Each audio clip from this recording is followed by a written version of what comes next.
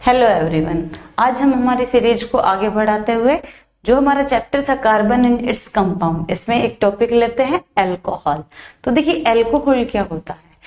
Mainly alcohol का जो use है वो हमारे डेली में अगर कोई करता है तो वो करता है ड्रिंकिंग पर्पज के लिए।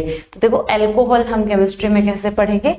अल्कोहल को हम जो हमारे पास है वो है इथेनॉल। अब इथेनॉल का फॉर्मूला क्या होगा, आप देखिए जो आपने पीछे यूपीएससी नेमिंग पढ़ी है उसके अकॉर्डिंग करो। इथ दैट मीन्स 2 कार्बन, en that means single bond, और ऑल का मीनिंग है OH। अब हम इसकी वैलेंसी कंप्लीट करते हैं 1 3 4 1 2 2 4।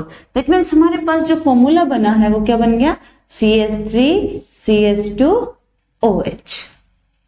जो हमारे पास इथेनॉल का हमने फॉर्मूला लिखा है या इथेनॉल जो होता है वो हमारे पास एक IUPAC नेम है।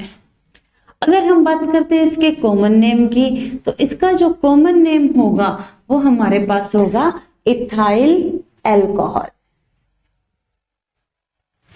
अब हम बात करते हैं इसमें फिजिकल प्रॉपर्टी की। तो फिजिकल प्रॉपर्टी में हमारे पास इसके आती है हमारे पास कि ये कौन से स्टेट में पाया जाता है, क्या इसका मेल्टिंग पॉइंट होता है, क्या इसका बॉइलिंग पॉइंट होता है। तो आप सबको पता है जो वाइन है या अल्कोहल जो है वो लिक्विड फॉर्म में पाया जाता है। तो हम क्या लिख सकते हैं, it is a liquid, it is present in liquid form. Next हम बात करते हैं इसके मेल्टिंग पॉइंट की। तो अगर इसका मेल्टिंग पॉइंट अगर हम देखें तो ये 156 केल्विन होता है, और अगर बॉइलिंग पॉइंट की बात करते हैं हम तो बॉइलिंग पॉइंट होता है इसका 351 केल्विन।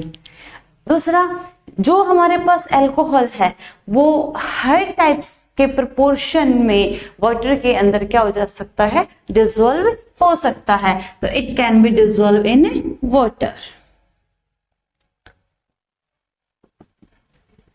दूसरी बात देखिए, मैं आपको एक बात बताती हूँ कि वाटर में डिसॉल्व क्यों हो जाता है। आपने 3rd चैप्टर अगर पढ़ा है तो देखिए CH3CH2OH और एक है हमारे पास H2O। यहाँ पे जो ऑक्सीजन है और हाइड्रोजन है ये क्या करते हैं, वाटर मॉलिक्यूल के साथ कौन सा बॉन्ड बनाते हैं, हाइड्रोजन बॉन्ड बनाते हैं, और जिसकी वजह से वाटर में सोल्यूबल होता है।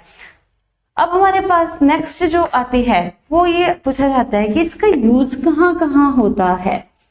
तो ये आपको समझ में आ गया होगा कि ये वाटर में डिसॉल्व क्यों होता है, क्योंकि ये क्या बनाता है, इसके साथ हाइड्रोजन बॉन्ड बनाता है।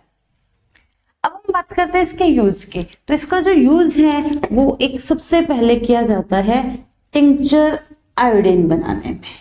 अब बात आती है हमारे पास कि टिंक्चर आयोडीन होता क्या चीज है। टिंक्चर आयोडीन, टिंक्चर आयोडीन होता है 2 से 3% आयोडीन, 2 to 3% आयोडीन किसमें, अल्कोहल में, उसे ही हम क्या कहेंगे, टिंक्चर आयोडीन। दूसरा इसका जो यूज है वो होता है हमारे पास जैसे कि कफ सिरप बनाने में, जो आप लोग यूज करते हो, टस्क्यू है, जीत है, इस टाइप के जो भी हमारा कफ सिरप आती है उनके अंदर अल्कोहल प्रेजेंट होता है।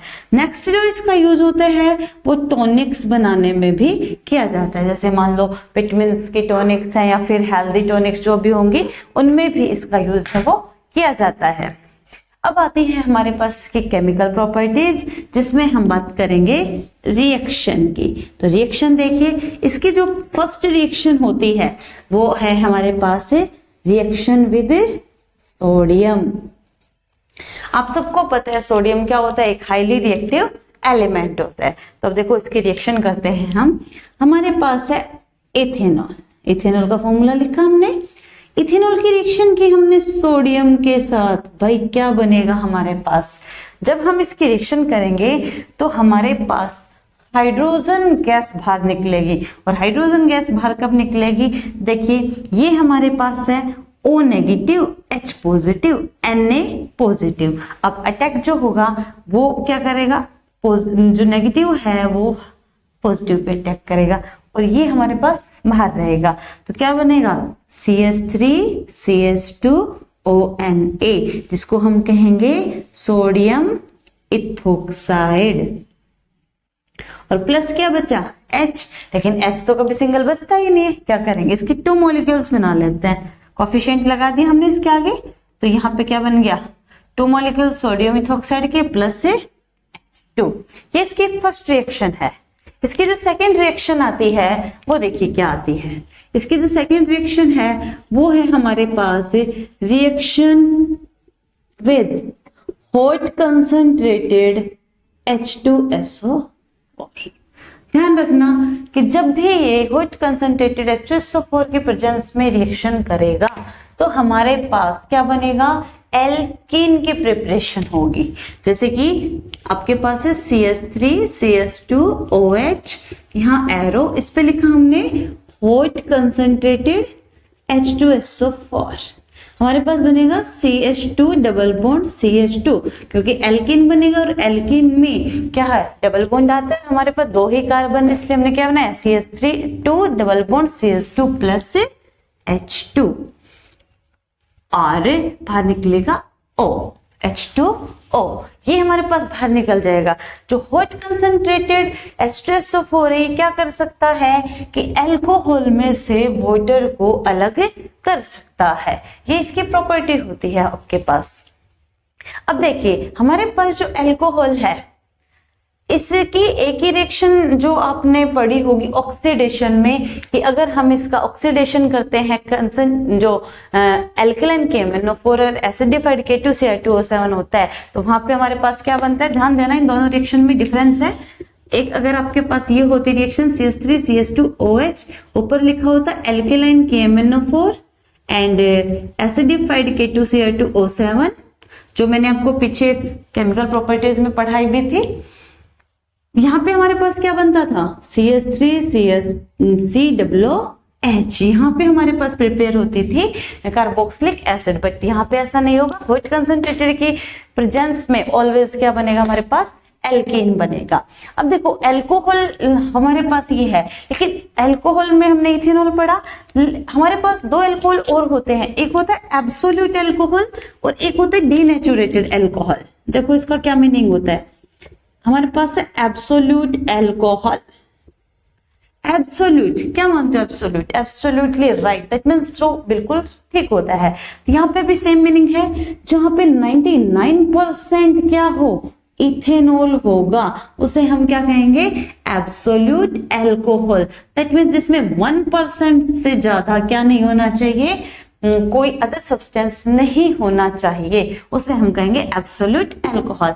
तो हम ये डन कर सकते हैं कि the alcohol in which 99% ethanol is present is known as absolute alcohol.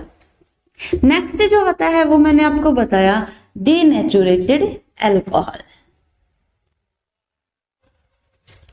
देखिए डीनेचुरेटेड का क्या मीनिंग होता है, डीनेचुरेटेड का मीनिंग होता है जिसमें कुछ टॉक्सिक सब्सटेंस प्रेजेंट हो, presence of toxic substance. Toxic का मीनिंग आप समझ सकते हो, पॉइजनस सब्सटेंस। अब देखिए अब टॉक्सिक सब्सटेंस क्या प्रेजेंट होगा, आपके पास इथेनॉल में क्या हो सकता है, मिथेनॉल भी हो सकता है, इसके अलावा गैसोलाइन भी हो सकता है, इसके अलावा आपके पास कुछ भी पेट्रोलियम प्रोडक्ट भी हो सकता है, या फिर आइसोप्रोपाइल अल्कोहल भी हो सकता है। तो दैट मीन्स जो भी टॉक्सिक सब्सटेंसेस जो होंगे, टॉक्सिक सब्सटेंसेस वो अगर इथेनॉल में प्रेजेंट है तो हम उस अल्कोहल को क्या कहेंगे, डीनेचुरेटेड अल्कोहल। अब हम हमारे पास इसकी लास्ट प्रॉपर्टी और आती है, वो है कि जो अल्कोहल होता है वो एक क्लीन फ्यूल होता है। अल्कोहल जो है वो एक क्लीन फ्यूल होता है। Alcohol is a clean fuel. Why, question आता है कई बार।